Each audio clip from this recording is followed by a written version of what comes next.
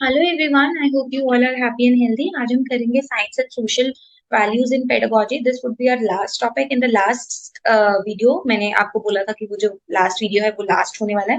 Basically this is the last video right of the science pedagogy, क्योंकि हमने science pedagogy पूरी cover कर ली है। आप अपने सिलेबस से एग्जैक्टली मैच कर सकते हैं, और अगर आपको वीडियो समझ में आ रही है तो please do like and subscribe the video and channel.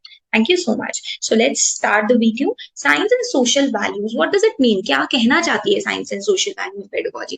देखिए, अगर हम साइंस को रिलेट कर रहे हैं सोशल वैल्यूज के साथ, क्या आपको लगता है कि साइंस जो है सोशल वैल्यूज डेवलप करवा सकती है? हाँ, बिल्कुल। So integrating science and the social values involve करती है बच्चे का इम्पैक्ट ऑफ साइंटिफिक नॉलेज, और उसको एड्रेस करवाती है। एड्रेस मतलब उसको पहचान करवाती है कि साइंस सिर्फ और सिर्फ बुकिश चीजें लर्न करना या रिसर्च करना नहीं है, बल्कि उसमें एथिकल चीजें, मोरल वैल्यूज निकालना भी बहुत इंपॉर्टेंट है। ये बच्चे में कल्टीवेट करती है कि relationship between science and society, science का और सोसाइटी का क्या रिलेशनशिप है, डिसीजन मेकिंग, राइट। सो अब हम पढ़ेंगे कि साइंस और सोशल वैल्यूज बेसिकली किस तरीके से हम पेडागोजी में इन्वॉल्व कर सकते हैं। First of all, societal context.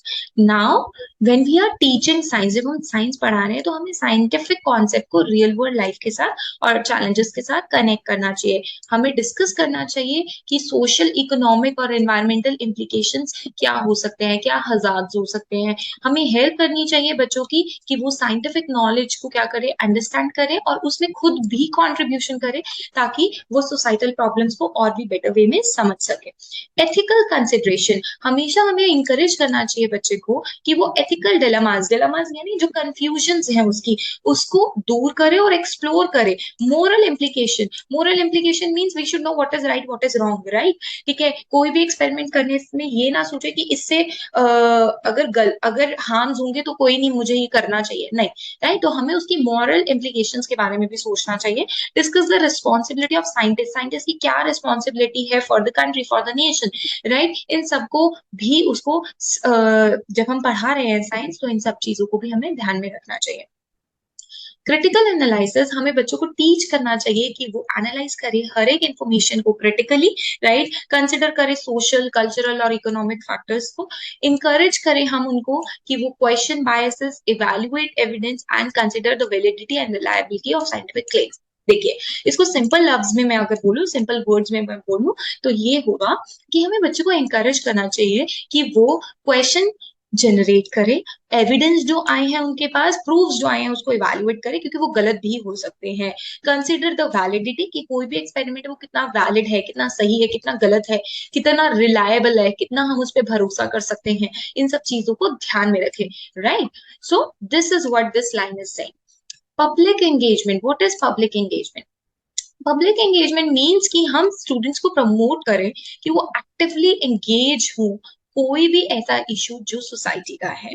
ठीक है, जैसे अगर कोई डिबेट है, कोई डिस्कशन है, कम्युनिटी का कोई प्रोजेक्ट है, ठीक है, तो वो उसको एंकरेज करे, जाके सोसाइटीज में क्या करें, वो अवेयरनेस क्रिएट करे। इससे क्या होगा, उनकी एबिलिटी फॉस्टर होगी, वो इंकरेज कर पाएंगे, बाकी लोगों को भी अवेयरनेस क्रिएट कर पाएंगे on the basis of their diverse view point, right. Next is environmental sustainability.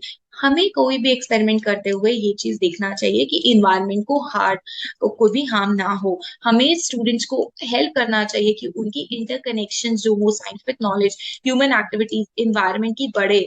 But again हमें कोई भी ऐसा सॉल्यूशन निकालना चाहिए जिससे कि हमारा एनवायरमेंट सस्टेन रहे, या कोई भी प्रॉब्लम कर रहे हैं उसके अंदर हम अपने इन्वायरमेंट को प्रोटेक्ट कर सके, राइट। इंस्टेड ऑफ, ऐसा नहीं होना चाहिए कि हम इन्वायरमेंट को हार्म करके अपने जो प्रॉब्लम सॉल्विंग कर रहे हैं, राइट। कल्चरल पर्सपेक्टिव्स, हमें रिकॉग्नाइज करवाना चाहिए, रिस्पेक्ट करनी चाहिए हर एक कल्चर की in science education, right. So explore how cultural beliefs and value influences scientific practices, right. So अगर मैं आपको एक सिंपल सा क्वेश्चन दूं, ठीक है, जैसे हिंदुइज्म में सिंदूर लगाया जाता है, ठीक है, तो वो क्यों सिंदूर लगाया जाता है, उसके पीछे क्या कल्चरल बिलीफ है? ठीक है, तो अगर आपको रामायण पता है, रामायण के बारे में पता है, तो आप जानते होंगे कि सिंदूर क्यों लगाया जाता है। तो वो क्या कल्चरल बिलीफ है उसके बारे में बच्चा क्या हो, मतलब हर एक कल्चर को इंपॉर्टेंस दी जाए, और उसकी जो रियल चीजें हैं, जो रियलिटी है उस चीज को समझ सके, इंटरप्रेट कर सके, ताकि उसमें इंक्लूसिव लर्निंग आए, सब चीजों को समझते हुए, हर कल्चर को समझते हुए अपनी अंडरस्टैंडिंग करें।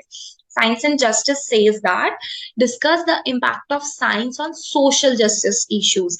मतलब ऐसा कोई भी एक्सपेरिमेंट या ऐसा कोई भी काम जो कि साइंस को जस्टिस नहीं दे रहा है, यानी तो वो हमें नहीं करना चाहिए। What does it mean basically? इसका मतलब ये है कि हमें ऐसे चीजों को एक्सप्लोर करना चाहिए, how science can contribute to addressing social inequalities. किस तरीके से हम साइंस को यूज कर सकते हैं कि सोसाइटी में जो इनइक्वालिटीज है उसको फेयर तरीके से कर पाए। ठीक है, मतलब इनइक्वालिटीज को खत्म करें और इक्वालिटीज को आगे बढ़ावा दिया जाए।